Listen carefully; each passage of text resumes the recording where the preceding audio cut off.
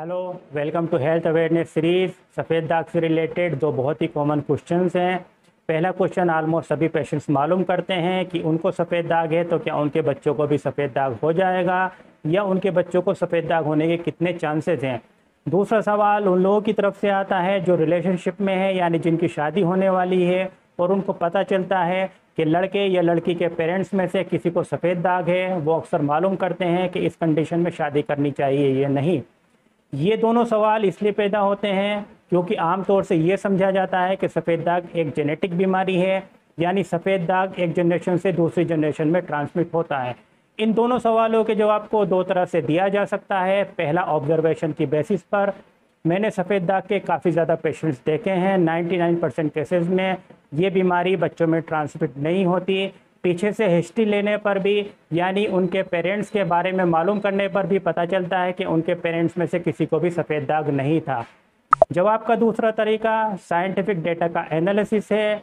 अभी तक जितनी भी साइंटिफिक स्टडीज़ हुई हैं उसमें ये निकल कर सामने आया है कि सफ़ेद दाग के टोटल पेशेंट्स में सिर्फ 20% केसेज ही ऐसे होते हैं जिनमें फैमिली हिस्ट्री पॉजिटिव पाई जाती है। यानी 100 में से 20 पेशेंट्स ऐसे होते हैं जिनके पेरेंट्स में से किसी एक या दोनों को सफ़ेद दाग था।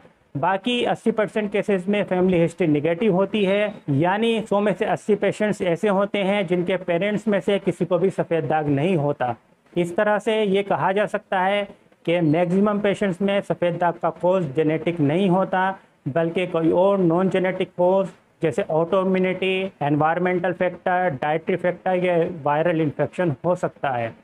पॉजिटिव फैमिली हिस्ट्री वाले 20% केसेस में भी इस बात का कोई पुख्ता सबूत नहीं मिलता है कि उनको सफ़ेद दाग जेनेटिक कोज की वजह से ही हुआ है। सिर्फ इतना कहा जा सकता है कि जिन लोगों को सफ़ेद दाग है उनके बच्चों को सफ़ेद दाग होने के थोड़े से ज़्यादा चांसेस होते हैं। इन थोड़े से ज़्यादा चांसेस को भी कुछ मामूली प्रिकॉशंस लेकर नॉर्मल किया जा सकता है। इन प्रिकॉशंस को successful treatment of vitiligo part 1 में डिस्क्राइब किया गया है। कुल मिलाकर ये कहा जा सकता है कि जिन लोगों को सफ़ेद दाग है उनके बच्चों को भी सफ़ेद दाग होने के लगभग उतने ही चांसेस होते हैं जितने नॉर्मल लोगों के बच्चों को होते हैं। Good luck.